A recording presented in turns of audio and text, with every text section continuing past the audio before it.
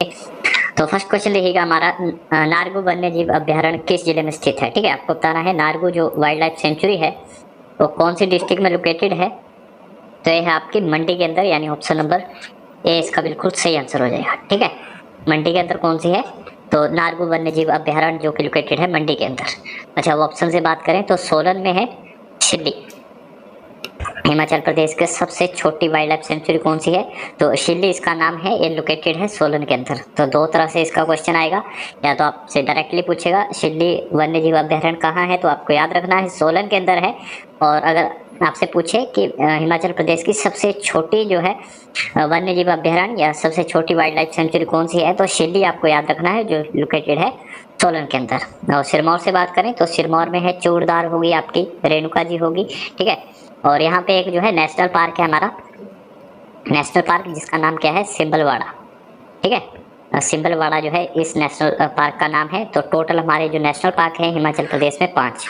ठीक है, आपको याद करना है टोटल 5 नेशनल पार्क है हमारे हिमाचल प्रदेश में। और लाहौल स्पीति में जो है वाइल्ड लाइफ सेंचुरी है वो है किब्बर, क्या नाम है उसका, किब्बर। आपको याद करना है किब्बर कहाँ पे है, लाहौल स्पीति में। ठीक है, यहाँ पे भी एक नेशनल पार्क है, उसका नाम आप मुझे बताओगे। नेक्स्ट क्वेश्चन देखिएगा, नेक्स्ट क्वेश्चन है पोंटा साहिब किस नदी के किनारे बसा हुआ है। ठीक है, नदियों के किनारे जो शहर बसे हुए हैं उनसे भी क्वेश्चन आता है, इंडिया लेवल पे, हिमाचल लेवल पे, किसी भी लेवल पे क्वेश्चन पूछ सकता है एग्जामिनर। तो पोंटा साहिब जो है कौन सी नदी के किनारे है, ये बसा है आपका यमुना नदी के किनारे, यानी ऑप्शन नंबर सी इसका बिल्कुल सही आंसर हो जाएगा। ठीक है, यमुना को और किस नाम से जानते हैं हम, कालिंदी। ठीक है, कालिंदी के नाम से भी इस नदी को जाना जाता है। अच्छा, हम बात करें रावी नदी के किनारे, तो रावी नदी के किनारे हिमाचल में कौन सा शहर बसा हुआ है, तो चंबा। ठीक है, चंबा जो है रावी नदी के किनारे है। और सतलुज के किनारे है बिलासपुर। सतलुज किनारे कौन सा है, बिलासपुर है, रामपुर हो गया आपका। बिलासपुर में हमारी जो सबसे बड़ी मैन मेड लेक है जिसका नाम है गुरु गोविंद सागर लेक। ठीक है, गुरु गोविंद सागर लेक जो कि सतलुज नदी पे बनी है, कहाँ पे है, बिलासपुर में। और बिलासपुर सतलुज नदी के किनारे बसा हुआ है, ये आपको याद करना है।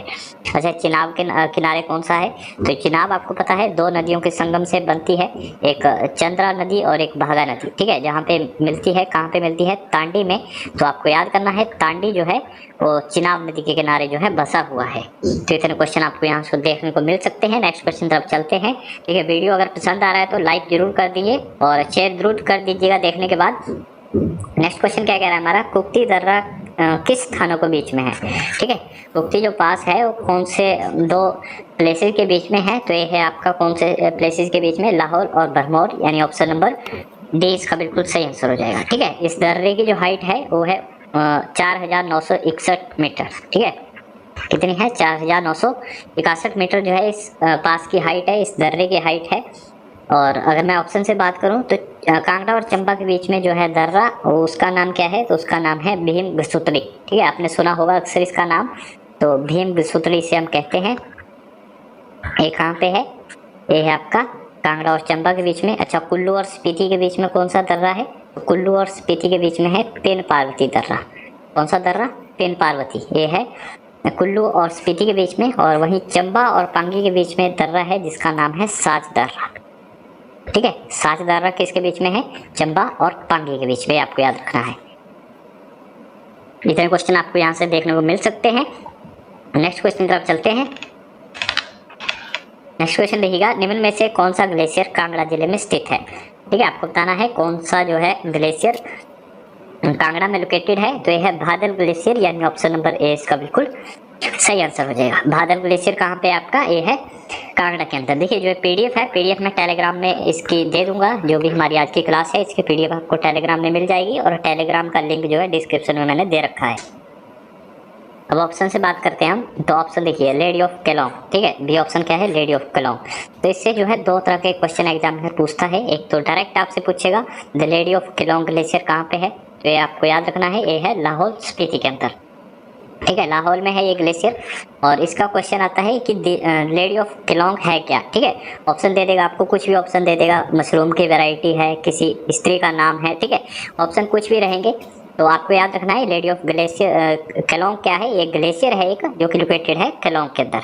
अच्छा, गेफांग ग्लेशियर कहाँ पे है, तो गेफांग ग्लेशियर भी लाहौल में है। ठीक है, और इस ग्लेशियर को जो है, इसका जो अन्य नाम है वो है लाहौल का मणि महेश। ठीक है, लाहौल के मणि महेश के नाम से किस ग्लेशियर को जाना जाता है, एग्जामिनर बोलेगा तो आपको याद रखना है गेफांग ग्लेशियर को जो है मणि महेश कहते हैं। अच्छा, नेक्स्ट क्वेश्चन देखिएगा। धुधौन जो ग्लेशियर है ये है लोकेटेड आपका कुल्लू के अंदर। ये कहाँ पे है, ये कुल्लू के अंदर है। नेक्स्ट क्वेश्चन तरफ चलते हैं।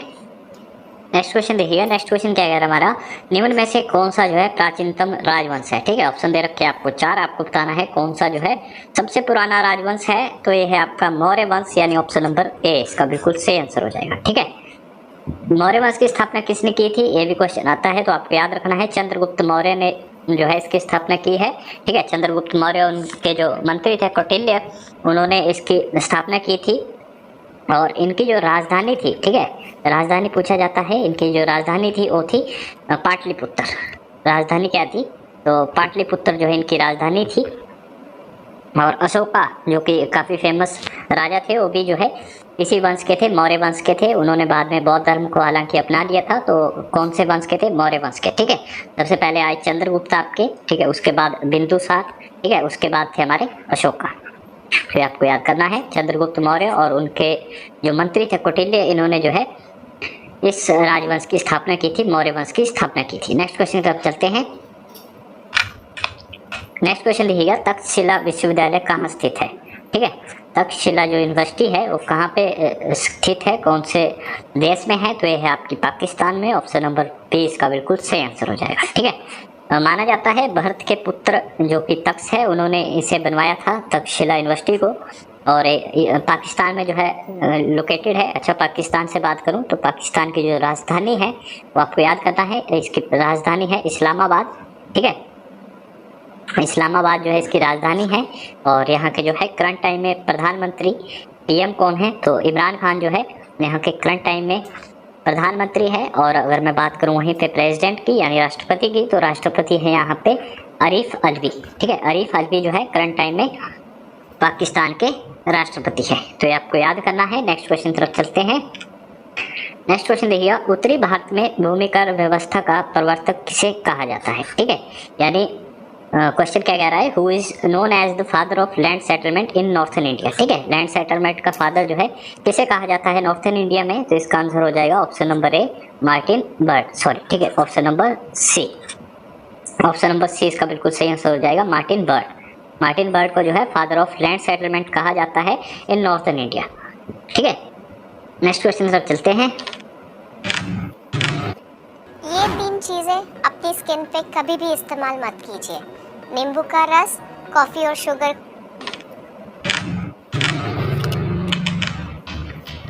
नेक्स्ट क्वेश्चन देखिएगा, भारतीय संविधान को जो है 26 जनवरी को लागू करने का निर्णय लिया गया, क्योंकि इस दिन। ठीक है, आपको बताना है कि भारतीय जो संविधान है उसे 26 जनवरी को ही लागू क्यों किया गया। तो 4 ऑप्शन दे रखे हैं आपके सामने, 4 ऑप्शन मैं आपको पढ़ा देता हूँ। तो ऑप्शन देखिएगा, ऑप्शन क्या क्या दे रखे हमारे को कि कांग्रेस ने जो है इस दिन स्वतंत्रता दिवस के रूप में मनाया था, या कांग्रेस इस दिन बनी थी, या जो है 26 जनवरी एक अच्छा दिन होता है, या ऑप्शन नंबर डी दे रखा हमारे पास क्योंकि उस दिन जो है भारत के 26 राज्य थे। तो इसका आंसर हो जाएगा हमारा ऑप्शन नंबर ए। ठीक है, ऑप्शन नंबर ए इसका बिल्कुल सही आंसर हो जाएगा। कांग्रेस ने क्या किया था, कांग्रेस ने जो है 26 जनवरी 1930 को जो है स्वतंत्रता दिवस के रूप में मनाया था। ठीक है, 26 जनवरी 1930 को जो है 26 जनवरी 1930 को जो है स्वतंत्रता दिवस के रूप में मनाया था, इसलिए वहाँ से जो है 26 जनवरी को लिया गया हमारा जो संविधान है उसे लागू करने के लिए। तो संविधान से 2 तरह के क्वेश्चन आते हैं। क्वेश्चन किस तरह से आते हैं मैं आपको बताता हूँ। क्वेश्चन तो एक डायरेक्ट आएगा कि हमारा संविधान लागू कब हुआ, तो आपको याद करना है हमारा जो भारत का संविधान है वो लागू हुआ 26 जनवरी 1950 को। ठीक है, और क्वेश्चन सेकंड आएगा कि भारत का संविधान पारित कब हुआ, तो पारित हुआ 26 नवंबर 1949 को। ठीक है, पारित हुआ 26 नवंबर 1949 को, जबकि लागू हुआ 26 जनवरी 1950 को। और 2 साल 11 महीने 18 दिन ये सबको पता है, इसे बनाने में लगे हमारे भारत को। और विश्व का सबसे बड़ा अगर संविधान है, लेकिन संविधान है किसी देश का, तो भारत का है। ठीक है, भारत की जो संविधान सभा थी उसके स्थायी अध्यक्ष जो थे वो थे राजेंद्र प्रसाद, जो कि भारत के पहले राष्ट्रपति भी बने बाद में। ठीक है, तो संविधान सभा के स्थायी अध्यक्ष थे और संविधान सभा में जो लेडीज थी उनकी संख्या थी 15, ठीक है। महिलाओं की संख्या पूछा जाता है, संविधान सभा में कितनी महिलाएं थी, तो 15 उनकी संख्या थी, 15 महिलाएं थी। नेक्स्ट क्वेश्चन देखिएगा, भारत में FERA का स्थान किसने ले लिया है, ठीक है। FERA का जो है स्थान, FERA को रिप्लेस किसके द्वारा किया गया, तो ये किया गया FEMA द्वारा, यानी ऑप्शन नंबर ए, ठीक है। अब आपको पहले FERA के बारे में पता होना चाहिए। तो FERA की जो फुल फॉर्म है वो है फॉरेन एक्सचेंज रेगुलेशन एक्ट, ठीक है। फॉरेन एक्सचेंज रेगुलेशन एक्ट जो कि आया था 1973 में। कब आया था, 1973 में। इसके जो है नाम बदल कर रखा गया FEMA, जिसका जो नाम है, जिसकी जो फुल फॉर्म है वो है फॉरेन एक्सचेंज मैनेजमेंट एक्ट, ठीक है। जिसका बाद में नाम रखा गया FEMA, तो फॉरेन एक्सचेंज मैनेजमेंट एक्ट, जो कि लागू हुआ आपका 2000 से, ठीक है। 2000 में जो है इसका नाम बदल कर रखा गया FEMA। नेक्स्ट क्वेश्चन की तरफ चलते हैं। नेक्स्ट क्वेश्चन देखिएगा, काफी इंपॉर्टेंट क्वेश्चन है। ग्रीनविच किस देश में है, ठीक है। GMT लाइन आपको पता है, तो कौन से देश में है ग्रीनविच, तो ये है आपकी UK के अंदर, यानी इंग्लैंड। इसका बिल्कुल सही आंसर हो जाएगा ऑप्शन नंबर डी, ठीक है। अब हमारा जो समय है यहाँ से GMT से वो कितना आगे है, क्वेश्चन इस तरह से भी आता है, तो आपको याद रखना है 5.5 घंटे, ठीक है। हम मोबाइल में भी काफ़ी अगर टाइम जो है सेट करते हैं काफ़ी दफ़ा, तो आपने देखा होगा वहाँ पे आता है +5/30, ठीक है, 5 घंटे 30 मिनट GMT। तो हमारा जो टाइम है GMT से वो कितना आगे है, 5 घंटे 30 मिनट जो है हमारा भारत का टाइम आगे है। यानी उस वहाँ पे अगर 12 बजे हैं तो यहाँ पे जो है करंट टाइम में उस समय में जो है टाइम क्या होगा, शाम के 5:30। नेक्स्ट क्वेश्चन लेते हैं हम। नेक्स्ट क्वेश्चन देखिएगा, 21 जून 2019 को योग दिवस किस थीम के साथ मनाया गया, ठीक है। योग दिवस, अंतर्राष्ट्रीय योग दिवस मनाते हैं। अच्छा, 2019 में जो है हमने कौन से नंबर का योग दिवस मनाया, ठीक है, ये आप मुझे बताओगे कमेंट बॉक्स में। 2019 में जो हमने कौन सा योग दिवस मनाया, यानी कितने नंबर का मनाया, और इसकी थीम क्या थी 2019 की, तो 2019 की जो थीम थी वो थी योगा फॉर क्लाइमेट एक्शन, ठीक है, यानी option number C, yoga for climate action. अब एक क्वेश्चन तो यहीं से आपको डायरेक्ट बन जाएगा कि योग दिवस मनाया कब जाता है, तो 21 जून, ठीक है, 21 जून को मनाया जाता है योग दिवस। अच्छा, जून महीने के जो करंट है, ठीक है, जो इम्पोर्टेंट है आपके एग्जाम के लिए, मैं आपको बता देता हूँ। तो 21 जून का आपको पता चल गया। अच्छा, 14 जून को हम क्या मनाते हैं, 14 जून को मनाते हैं ब्लड डोनेशन डे, ठीक है, ब्लड डोनेशन डे 14 जून को मनाया जाता है। 1 जून को मनाते हैं हम मिल्क डे, और 5 जून जो कि काफ़ी इंपॉर्टेंट है, पूछा जाता है एग्जाम में, एनवायरमेंट डे, ठीक है। कौन सा डे, एनवायरमेंट डे मनाया जाता है आपका 5 जून को, ठीक है। 23 जून को मनाया जाता है ओलंपिक डे, ठीक है, जून 23 को मनाया जाता है कौन सा दिवस, ओलंपिक दिवस। तो ये जून महीने के कुछ इंपॉर्टेंट जो है डे है आपको याद करने हैं। नेक्स्ट क्वेश्चन तरफ चलते हैं। नेक्स्ट क्वेश्चन देखिएगा, जून 2019 में बॉम्बे हाई कोर्ट ने महाराष्ट्र में आरक्षण को 16% से घटाकर कितना % कर दिया, ठीक है। आरक्षण की जो दर है वो 16% से घटाकर बॉम्बे हाई कोर्ट ने महाराष्ट्र में कितनी कर दी, तो ये कर दी 12 से 13%, यानी ऑप्शन नंबर 20 का बिल्कुल सही आंसर हो जाएगा, ठीक है।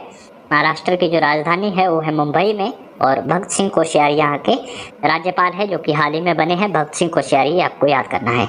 अच्छा, अब आरक्षण से बात आई तो आरक्षण एक और दिया गया है अभी हाल ही में, ठीक है, पिछले साल EWS, इकोनॉमिकली वीकर सेक्शन, इन्हें जो है केंद्र सरकार ने 10% आरक्षण मंजूर किया है, ठीक है, जो भी जनरल कास्ट के इकोनॉमिकली वीकर है, ठीक है, उनके लिए। तो इसे EWS को जारी मतलब लागू करने वाला पहला राज्य कौन सा है, क्वेश्चन पूछा जा सकता है। EWS आरक्षण को जो है लागू करने वाला पहला राज्य कौन सा है, तो आपको याद करना है गुजरात, ठीक है।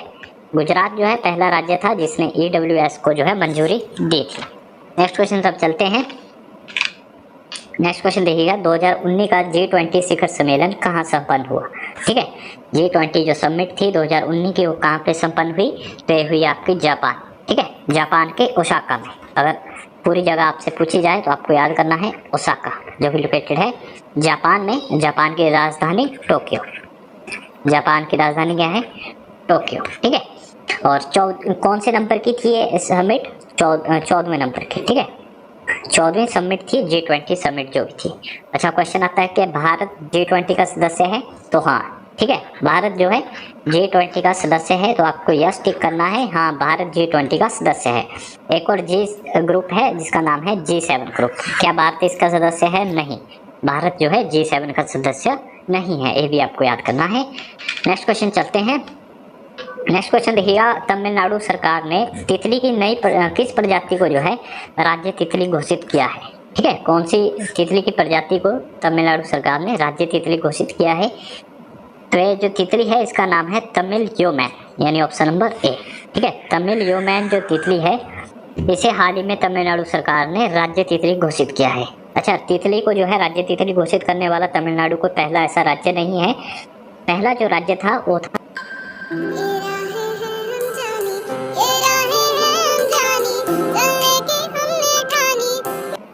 वो था महाराष्ट्र। ठीक है, महाराष्ट्र पहला राज्य था जिसने तितली को जो है राज्य तितली घोषित किया था। इनकी तितली का नाम था blue Mormon, option number C देखिएगा। ठीक है, ये महाराष्ट्र की है। महाराष्ट्र पहला राज्य था और तमिलनाडु बना है 5वां राज्य। महाराष्ट्र के बाद आया आपका उत्तराखंड के बाद कर्नाटक के बाद केरला, और केरला के बाद अभी तमिलनाडु ने जो है अपनी राज्य तितली घोषित की है, जबकि पहला राज्य था महाराष्ट्र की जो तितली थी वो थी ब्लू मॉर्मन, और जो तमिलनाडु ने अभी घोषित की राज्य तितली इसका नाम है तमिल योमैन। ये आपको याद करना है। नेक्स्ट क्वेश्चन देखिएगा, लोहे की अधिक मात्रा से कौन सा रोग होता है? ठीक है, इससे मैं हमेशा आपको क्वेश्चन बताता हूँ कि लोहे की कमी से कौन सा रोग होता है। तो कमी से तो होता है अनीमिया। ठीक है, रक्त इसे हम हिंदी में कहते हैं। तो अनीमिया होता है किससे? कमी से। अच्छा, अगर लोहे की मात्रा ज़्यादा हो जाए शरीर के अंदर तो कौन सा रोग होता है? तो लोहमयता जो है साइट्रस इसे हम कहते हैं, ये रोग होता है अधिक मात्रा से। ठीक है, अगर लोहे की मात्रा शरीर के अंदर ज़्यादा हो जाए तो इससे ये रोग होता है। अच्छा, अगर हम बात करें ऑप्शन से तो अर्जिरिया देखिए, अर्जिरिया जब भी आप वोटिंग करते हैं तो आपकी जो उंगली है उसके ऊपर एक इंक लगाई जाती है। ठीक है, वो कौन सी होती है? सिल्वर नाइट्रेट होता है वो। अगर उस इंक को ज़्यादा लगाया जाए, ठीक है, उस इंक का जो है ज़्यादा इस्तेमाल किया जाए तो एक रोग होता है जिसे कहते हैं हम अर्जिरिया। ठीक है, अर्जिरिया होगा, इंग्लिश वाला सही है यहाँ पे। तो अर्जिरिया जो है उसकी वजह से होता है, सिल्वर नाइट्रेट के ज़्यादा उपयोग की वजह से। अगर उस इंक को जो है हमारी उंगली पे ज़्यादा लगाया जाए, उसकी मात्रा को ज़्यादा लगाया जाए। और निर्जलीकरण यानी डिहाइड्रेशन, जब हमारे शरीर में जो है लिक्विड की कमी होती है, ज़्यादातर पानी की जब कमी हो जाती है तो हमारे को जो है डिहाइड्रेशन का शिकार होने की जो है खतरा रहता है। और लोहे का जो सूत्र है यानी सिंबल है वो है Fe। ठीक है, Fe से जो हम इसे डिनोट करते हैं, और सबसे ज़्यादा पाया जाता है हरी सब्जियों में। हरी सब्जियों से हमें मिलता है, और हरी सब्जियों में भी जो है किस में पाया जाता है? ये पाया जाता है आपका पालक के अंदर। नेक्स्ट देखिएगा, नेक्स्ट क्वेश्चन देखिएगा। नेक्स्ट क्वेश्चन कह रहा है किसी व्यक्ति का भार, ठीक है, भार है यहाँ पे वेट, किसी व्यक्ति का भार अगर पृथ्वी पर जो है 600 न्यूटन है तो चांद पर कितना होगा? मान लीजिए आपका भार जो है पृथ्वी पर 600 न्यूटन है और आपको जो है चांद पर भेजा जाए तो आपका भार चांद पर जाकर कितना रह जाएगा? तो रह जाएगा मात्र 100 न्यूटन, यानी ऑप्शन नंबर बी 100 न्यूटन। ठीक है, कोई भी वस्तु जो है पृथ्वी पर चंद्रमा पर जाती है पृथ्वी से, तो उसका भार डिवाइड हो जाता है 1/6 से। ठीक है, 1/6 से जो है उसका, यानी वहाँ पे जो है 1/6 रह जाता है पृथ्वी के भार का। नेक्स्ट क्वेश्चन तरफ चलते हैं। नेक्स्ट क्वेश्चन नहीं है, नेक्स्ट क्वेश्चन मेरा आपसे है। ठीक है, और मैंने आपको बताया कि हम 5 जून को मनाते हैं एनवायरनमेंट डे। ठीक है, कौन सा डे? Environment day. तो एनवायरनमेंट डे की शुरुआत किस वर्ष से हुई थी? आपको ये बताना है। एनवायरनमेंट, तो फर्स्ट क्वेश्चन देखिएगा हमारा, नारगू वन्य जीव अभ्यारण्य किस जिले में स्थित है? ठीक है, आपको बताना है नारगू जो वाइल्ड लाइफ सेंचुरी है वो कौन सी डिस्ट्रिक्ट में लोकेटेड है? तो ये है आपकी मंडी के अंदर, यानी ऑप्शन नंबर ए इसका बिल्कुल सही आंसर हो जाएगा। ठीक है, मंडी के अंदर कौन सी है? तो नारगू वन्य जीव अभ्यारण्य जो कि लोकेटेड है मंडी के अंदर। अच्छा, वो ऑप्शन से बात करें तो सोलन में है शिल्ली। हिमाचल प्रदेश के सबसे छोटी वाइल्ड लाइफ सेंचुरी कौन सी है? तो शिल्ली इसका नाम है, ये लोकेटेड है सोलन के अंदर। तो दो तरह से इसका क्वेश्चन आएगा, या तो आपसे डायरेक्टली पूछेगा शिल्ली वन्य जीव अभ्यारण्य कहाँ है, तो आपको याद रखना है सोलन के अंदर है। और अगर आपसे पूछे कि हिमाचल प्रदेश की सबसे छोटी जो है वन्य जीव अभ्यारण्य या सबसे छोटी वाइल्ड लाइफ सेंचुरी कौन सी है, तो शिल्ली आपको याद रखना है जो लोकेटेड है सोलन के अंदर। और सिरमौर से बात करें तो सिरमौर में है चूड़दार होगी आपकी, रेणुका जी होगी। ठीक है, और यहाँ पे एक जो है नेशनल पार्क है हमारा, नेशनल पार्क जिसका नाम क्या है? सिंबलवाड़ा। ठीक है, सिंबलवाड़ा जो है इस नेशनल पार्क का नाम है। तो टोटल हमारे जो नेशनल पार्क है हिमाचल प्रदेश में 5, ठीक है, आपको याद करना है। टोटल 5 नेशनल पार्क है हमारे हिमाचल प्रदेश में। और लाहौल स्पीति में जो है वाइल्ड लाइफ सेंचुरी है वो है किब्बर, क्या नाम है उसका, किब्बर, आपको याद करना है। किब्बर कहाँ पे है, लाहौल स्पीति में, ठीक है। यहाँ पे भी एक नेशनल पार्क है, उसका नाम आप मुझे बताओगे। नेक्स्ट क्वेश्चन देखिएगा। नेक्स्ट क्वेश्चन है पोंटा साहिब किस नदी के किनारे बसा हुआ है, ठीक है। नदियों के किनारे जो शहर बसे हुए हैं उनसे भी क्वेश्चन आता है, इंडिया लेवल पे, हिमाचल लेवल पे, किसी भी लेवल पे क्वेश्चन पूछ सकता है एग्जामिनर। तो पोंटा साहिब जो है कौन सी नदी के किनारे है, ये बसा है आपका यमुना नदी के किनारे, यानी ऑप्शन नंबर सी इसका बिल्कुल सही आंसर हो जाएगा, ठीक है। यमुना को और किस नाम से जानते हैं हम, कालिंदी, ठीक है, कालिंदी के नाम से भी इस नदी को जाना जाता है। अच्छा, हम बात करें रावी नदी के किनारे, तो रावी नदी के किनारे हिमाचल में कौन सा शहर बसा हुआ है, तो चंबा, ठीक है। चंबा जो है रावी नदी के किनारे है। और सतलुज के किनारे है बिलासपुर। सतलुज किनारे कौन सा है, बिलासपुर है, रामपुर हो गया आपका। बिलासपुर में हमारी जो सबसे बड़ी मैन मेड लेक है जिसका नाम है गुरु गोविंद सागर लेक, ठीक है। गुरु गोविंद सागर लेक जो कि सतलुज नदी पे बनी है, कहाँ पे है, बिलासपुर में। और बिलासपुर सतलुज नदी के किनारे बसा हुआ है, ये आपको याद करना है। अच्छा, चिनाब के किनारे कौन सा है, तो चिनाब आपको पता है 2 नदियों के संगम से बनती है, एक चंद्रा नदी और एक भागा नदी, ठीक है। जहाँ पे मिलती है, कहाँ पे मिलती है, तांडी में। तो आपको याद करना है तांडी जो है वो चिनाब नदी के किनारे जो है बसा हुआ है। तो इतने क्वेश्चन आपको यहाँ से देखने को मिल सकते हैं। नेक्स्ट क्वेश्चन तरफ चलते हैं, ठीक है। वीडियो अगर पसंद आ रहा है तो लाइक जरूर कर दीजिए और शेयर जरूर कर दीजिएगा देखने के बाद। नेक्स्ट क्वेश्चन क्या कह रहा है हमारा, कुक्ति दर्रा किस स्थानों के बीच में है, ठीक है। कुक्ति जो पास है वो कौन से 2 प्लेसेस के बीच में है, तो ये है आपका कौन से प्लेसेस के बीच में, लाहौल और भरमौर, यानी ऑप्शन नंबर डी इसका बिल्कुल सही आंसर हो जाएगा, ठीक है। इस दर्रे की जो हाइट है वो है 4961 मीटर, ठीक है। कितनी है, 4961 मीटर जो है इस पास की हाइट है, इस दर्रे की हाइट है। और अगर मैं ऑप्शन से बात करूं तो कांगड़ा और चंबा के बीच में जो है दर्रा, उसका नाम क्या है, तो उसका नाम है भीम गसूतड़ी, ठीक है। आपने सुना होगा अक्सर इसका नाम, तो भीम गसूतड़ी से हम कहते हैं। ये कहाँ पे है, ये है आपका कांगड़ा और चंबा के बीच में। अच्छा, कुल्लू और स्पीति के बीच में कौन सा दर्रा है, तो कुल्लू और स्पीति के बीच में है पेन पार्वती दर्रा। कौन सा दर्रा, पेन पार्वती, ये है कुल्लू और स्पीति के बीच में। और वहीं चंबा और पांगी के बीच में दर्रा है जिसका नाम है साच दर्रा, ठीक है। साच दर्रा किसके बीच में है, चंबा और पांगी के बीच में, आपको याद रखना है। इतने क्वेश्चन आपको यहां से देखने को मिल सकते हैं। नेक्स्ट क्वेश्चन तरफ चलते हैं।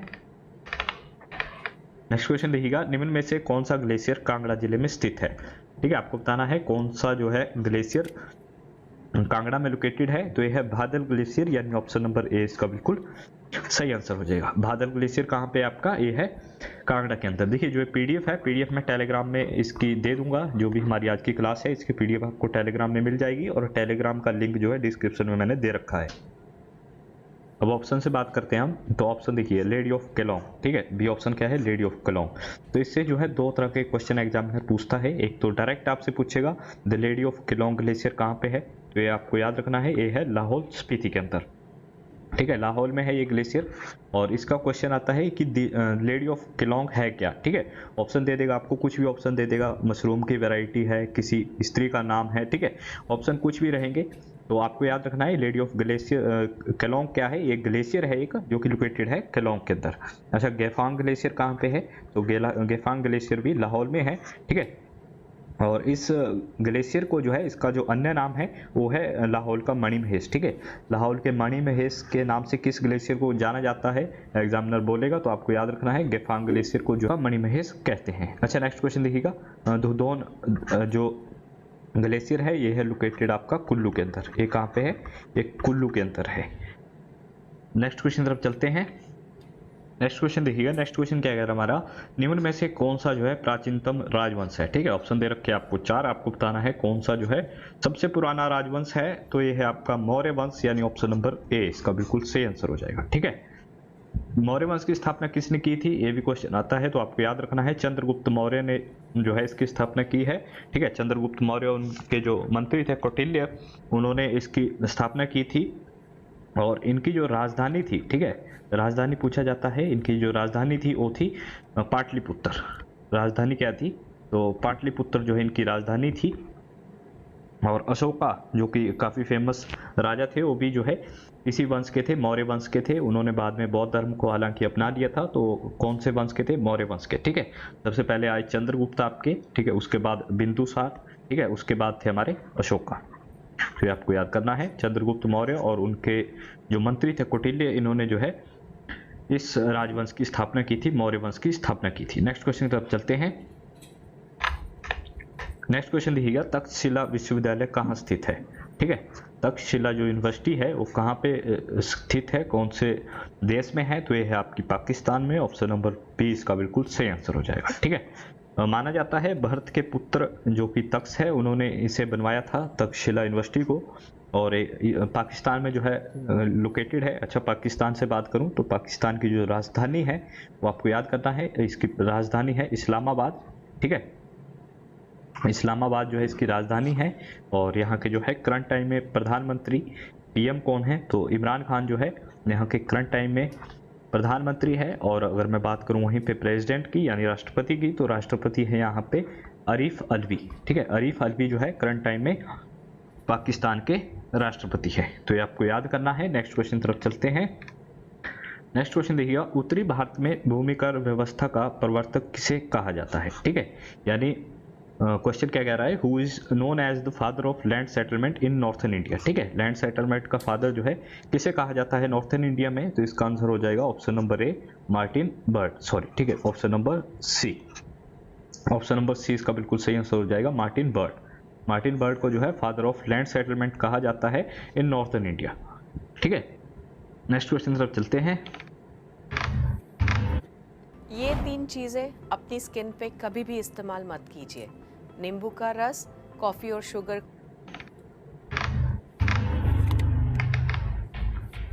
नेक्स्ट क्वेश्चन देखिएगा, भारतीय संविधान को जो है 26 जनवरी को लागू करने का निर्णय लिया गया क्योंकि इस दिन। ठीक है, आपको बताना है कि भारतीय जो संविधान है उसे 26 जनवरी को ही लागू क्यों किया गया। तो 4 ऑप्शन दे रखे हैं आपके सामने, 4 ऑप्शन मैं आपको पढ़ा देता हूँ।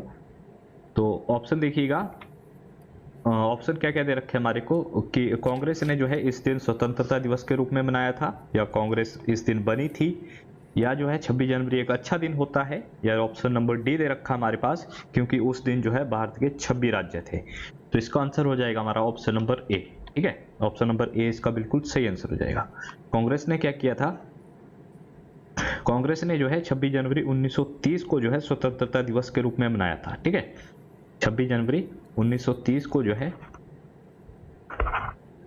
26 जनवरी 1930 को जो है स्वतंत्रता दिवस के रूप में मनाया था, इसलिए वहां से जो है 26 जनवरी को लिया गया हमारा जो संविधान है उसे लागू करने के लिए। तो संविधान से 2 तरह के क्वेश्चन आते हैं। क्वेश्चन किस तरह से आते हैं मैं आपको बताता हूँ। क्वेश्चन तो एक डायरेक्ट आएगा कि हमारा संविधान लागू कब हुआ, तो आपको याद करना है हमारा जो भारत का संविधान है वो लागू हुआ 26 जनवरी 1950 को। ठीक है, और क्वेश्चन सेकंड आएगा कि भारत का संविधान पारित कब हुआ, तो पारित हुआ 26 नवंबर 1949 को। ठीक है, पारित हुआ 26 नवंबर 1949 को, जबकि लागू हुआ 26 जनवरी 1950 को। और 2 साल 11 महीने 18 दिन ये सबको पता है, इसे बनाने में लगे हमारे भारत को। और विश्व का सबसे बड़ा अगर संविधान है, लिखित संविधान है किसी देश का, तो भारत का है। ठीक है, भारत की जो संविधान सभा थी उसके स्थायी अध्यक्ष जो थे वो थे राजेंद्र प्रसाद, जो कि भारत के पहले राष्ट्रपति भी बने बाद में। ठीक है, तो ये संविधान सभा के स्थायी अध्यक्ष थे। और संविधान सभा में जो लेडीज थी उनकी संख्या थी 15। ठीक है, महिलाओं की संख्या पूछा जाता है संविधान सभा में कितनी महिलाएं थी, तो 15 उनकी संख्या थी, 15 महिलाएं थी। नेक्स्ट क्वेश्चन देखिएगा, भारत में FERA का स्थान किसने ले लिया है? ठीक है, FERA का जो है स्थान, FERA को रिप्लेस किसके द्वारा किया गया, तो ये किया गया FEMA द्वारा, यानी ऑप्शन नंबर ए। ठीक है, अब आपको पहले FERA के बारे में पता होना चाहिए। तो FERA की जो फुल फॉर्म है वो है फॉरेन एक्सचेंज रेगुलेशन एक्ट। ठीक है, फॉरेन एक्सचेंज रेगुलेशन एक्ट जो कि आया था 1973 में। कब आया था?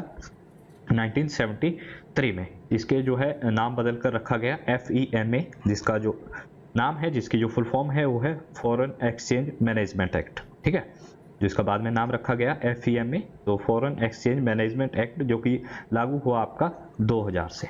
ठीक है, 2000 में जो है इसका नाम बदल कर रखा गया FEMA। नेक्स्ट क्वेश्चन तरफ चलते हैं।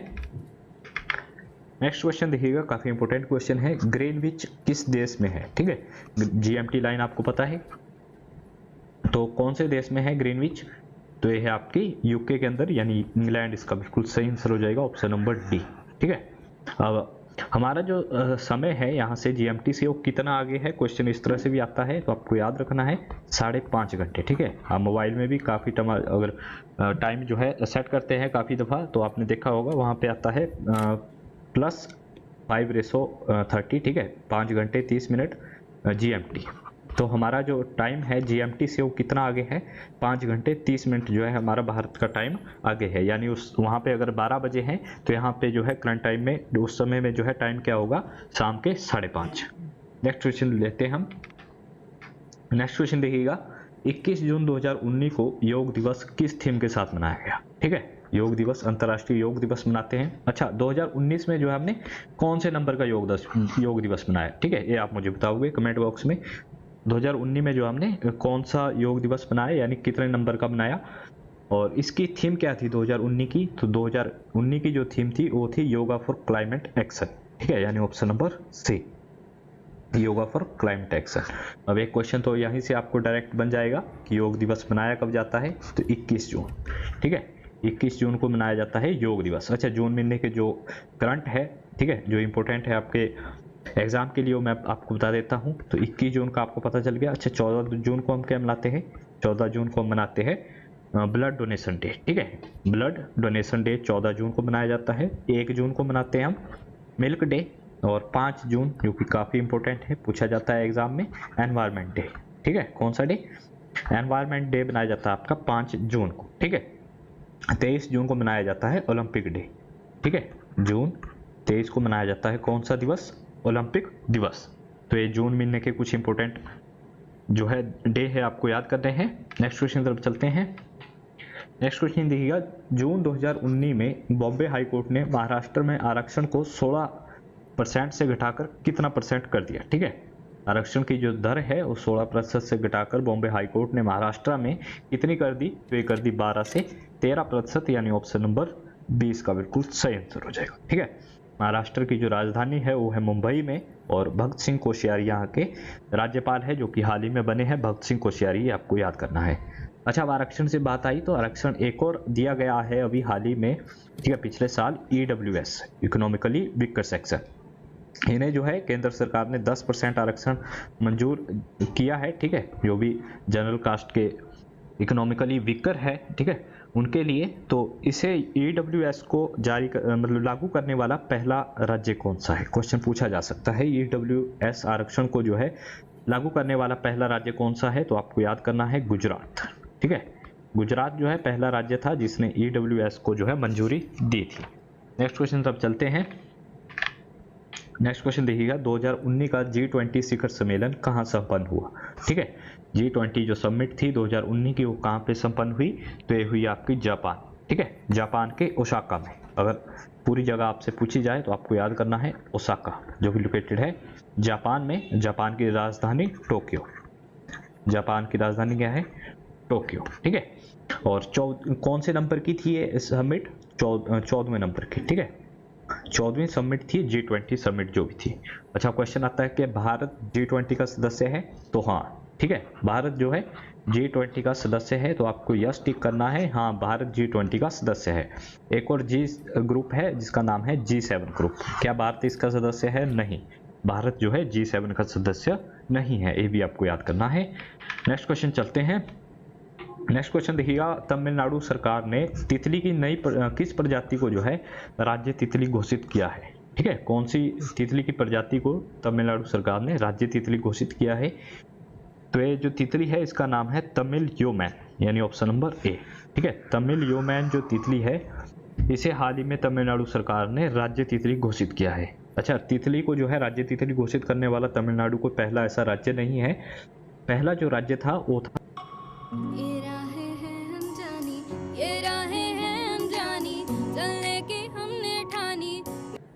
वो था महाराष्ट्र। ठीक है, महाराष्ट्र पहला राज्य था जिसने तितली को जो है राज्य तितली घोषित किया था। इनकी तितली का नाम था blue Mormon, option number C देखिएगा। ठीक है, ये महाराष्ट्र की है। महाराष्ट्र पहला राज्य था और तमिलनाडु बना है 5वां राज्य।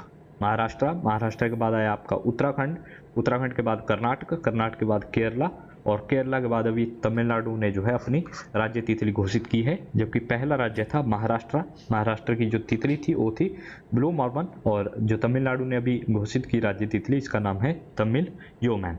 ये आपको याद करना है। नेक्स्ट क्वेश्चन देखिएगा, लोहे की अधिक मात्रा से कौन सा रोग होता है? ठीक है, इससे मैं हमेशा आपको क्वेश्चन बताता हूँ कि लोहे की कमी से कौन सा रोग होता है। तो कमी से तो होता है अनीमिया, ठीक है, रक्तता इसे हम हिंदी में कहते हैं। तो अनीमिया होता है किससे?